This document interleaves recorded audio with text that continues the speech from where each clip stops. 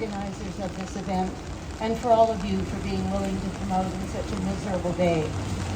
Our day in the rain is nothing compared to the lives and the misery endured by animals throughout the planet. I'm speaking on behalf of the Animal Defense Anti-Vivisection Society. It was started by a veterinary surgeon in 1927. I have three areas of consideration today: examples of animal use in science and industry, future research facilities at St. Paul's Hospital, and current animal use information from UBC. Lastly, I would like to do a call to action against Vancouver International Airport because they are trapping and killing feral rabbits on their property again. First, some of the common uses of animals in research are wild-caught songbirds and hummingbirds are tormented for months by UBC researchers, then decapitated so their brains can be examined. Guinea pigs are locked in chambers filled with smoke for hours in lung research. Dogs are forced to inhale toxic chemicals for regulatory research. Fish must endure contaminated water in toxicological research. Various animals are intentionally paralyzed in spinal cord research, much of it funded by Rick Hansen Foundation. We graft painful tumors onto tiny mice to simulate cancer. Science cured cancer in mice in the 1970s, but human cancers behave differently, and for them we still have no cure. Monkeys have pesticides injected into their brains to simulate ALS, Parkinson's, and Alzheimer's, and tiny styrofoam balls are injected into their veins to simulate strokes. After more than 70 years of doing this, we are still no closer to eradicating disease. We are not running for the cure. We are running away from the cure. And in almost all these experiments, it is acknowledged by the scientists that animal species make poor models of the human being. In Canada, more than 3.5 to 5 million animals per year are used in scientific research, and this is just in publicly funded labs, not those used by industry or uncertified institutions where there is no oversight. Even in labs that do comply to government standards, animals can be made to endure months or years of excruciating experiments, with their only release being when they are sacrificed, so their brains and other organs can be studied. And the sheer misery we cause each animal, whether caught from its wild habitat or purpose-bred, often in filthy, deplorable conditions, then transported thousands of miles to a life of deprivation, isolation, and despair within the sterile concretes of the laboratory walls.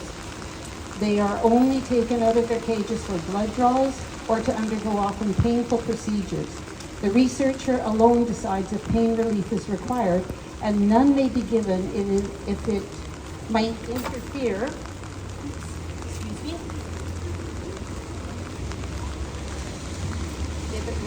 If it might interfere with research goals. The stress alone on the animal surely endangers any scientific finding.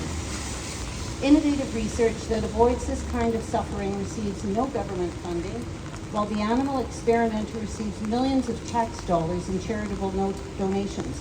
Those are your dollars supporting this. The new St. Paul's Hospital is slated to have two separate research towers, 800,000 square feet, that will include animal laboratories. ADAV has 36,488 signatures on its petition not to have animal labs included, a clear sign that the public doesn't want the animal labs. Doctors Ray Greek and Lisa Kramer are among researchers who have said animal modeling is poor methodology for investigating human response to drugs and disease. For example, in 2004, the FDA reported over 92% of drugs that succeed in animal testing fail in human clinical trials, and that number may be as high as 96%. TGN-1412 is a drug developed to treat arthritis. It had no harmful effects when tested on 500 monkeys, but in human clinical trials it killed 6 men and had a 92% failure rate. In less than 2 hours, the human patients experienced organ failure and brain swelling. penicillin's release was delayed by over 10 years by misleading results from rabbit experiments. Had they used guinea pigs, it never would have made it to the market because it kills them.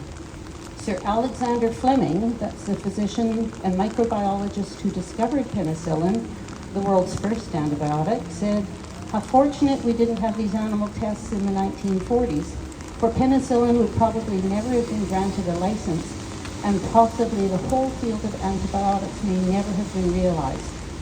Instead of clinging to old-fashioned animal models, St. Paul's could be progressive and help develop truly innovative approaches to research, as the University of Windsor does.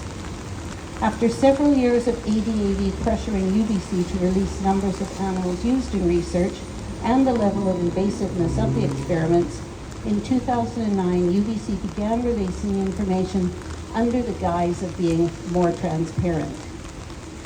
In 2022, UBC used a total of 157,767 animals in their research. These include large and small mammals, marine mammals, birds, reptiles, fish, and rodents. By their own admission, 62.8% of these animals were used in basic research, meaning they are not looking for a cure for a disease or condition. It is curiosity-based research, sacrificing the lives of tens of thousands of animals for what? Absolutely nothing. And of these 157,767 animals, 48%, or over 75,000 animals, endured experiments at a category D level, meaning they suffered moderate to severe distress or discomfort. This is science fiction. It's not science. What can you do to help? Check out our ADAV Society.org website. Watch the medical illusion film that Gary spoke about, that we linked to. Follow the TEDx talks by the groundbreaking Dr. Charu at the University of Windsor. Learn about the amazing breakthroughs in non-animal research methods like organs on a chip, and join us in demanding that these be implemented. Sign the petitions on our pages, and above all, work with us to end the horrific waste of lives, both animal and human.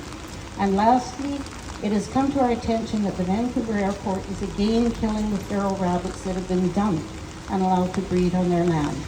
They could take a more humane approach and fund the spay and neuter and sanctuary costs for the rabbits that need removing, like Granville Island recently did in partnership with Rabbitats. Or they can continue killing their killing ways and suffer damage to their reputation at the beginning of tourist season. Actions are being planned. Please see me and give me your contact info if you can come and support the rabbits, who are there because of human ignorance and through no fault of their own. But they are paying for it with their lives. The adults are being trapped and killed, and the babies starve or fall victim to predators. Please join us in helping them, and shame on you, YVR, on behalf of the animals, from all of us. Thank you.